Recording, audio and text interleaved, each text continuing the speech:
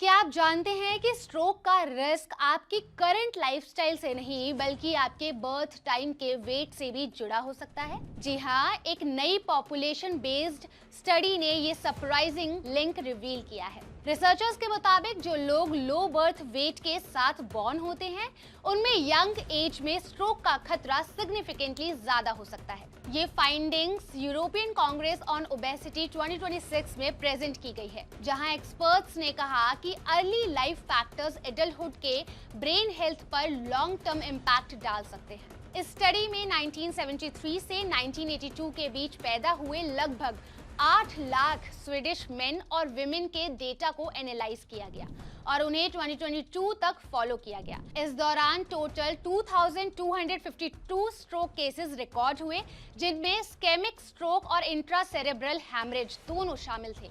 Researchers ने observe किया कि जिन लोगों का बर्थ वेट 3.5 किलोग्राम से कम था, उनमें ओवरऑल 21% ज्यादा स्ट्रोक रिस्क देखा गया। विमेन में ये रिस्क 18% और मेन में 23% तक बढ़ा हुआ था। सबसे इंपॉर्टेंट बात ये रही कि ये कनेक्शन बीएमआई या प्रेगनेंसी ड्यूरेशन से इंडिपेंडेंट था, यानी एडल्टहुड में वेट नॉर्मल होने पर भी अर्ली लाइफ का इफेक्ट बना रह सकता है।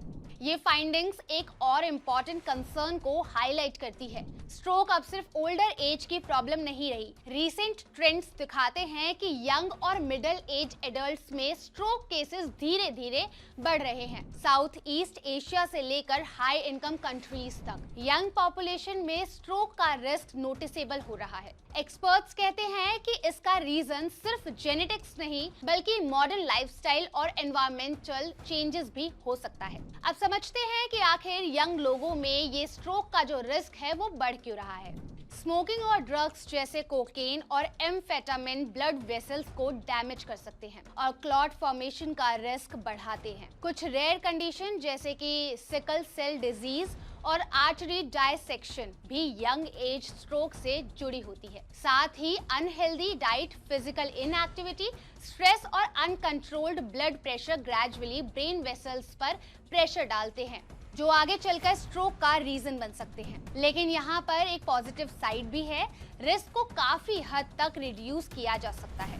बैलेंस्ड डाइट, रेगुलर एक्सरसाइज और हेल्दी रूटीन ब्लड वेसल्स को स्ट्रॉन्ग बनाते हैं। बीपी और डायबिटीज को कंट्रोल में रखना स्ट्रोक प्रिवेंशन का इम्पोर्टेंट स्टेप है। स्मोकिंग से दूर रहना, रेगुलर हेल्थ चेकअप करवाना अर्ली वार्निंग साइंस को आइडेंटिफाई करने में हेल्प करता है, क्योंकि स्ट्रोक एक सडन इवेंट नहीं होता बल्कि बॉडी का साइलेंट रिस्क फैक्टर का रिजल्ट होता है, जो टाइम के साथ बिल्ड होते रहते हैं। ये स्टडी हमें ये समझाती है कि हेल्थ की कहानी बर्थ से ही शुरू हो जाती है। अगर बर्थ वेट लो रहा हो तो लाइफस्टाइल पर एक्स्ट्रा ध्यान देना और रेगुलर मॉनिटरिंग जरूरी हो जाता है। अवेयरनेस, प्रिवेंशन और हेल्दी हैबिट्स ही यंग एज में स्ट्रोक के खतरे को कम करने में सबसे इफेक्टिव तरीका है, क्योंकि जब रिस्क अर्ली समझा जाता है तभी ब्रेन को लॉन्ग टर्म तक सेफ रखा जा सकता है। So stay safe, stay healthy. और अगर ये वीडियो इंफॉर्मेटिव लगी हो तो लाइक एंड शेयर जरूर करिए।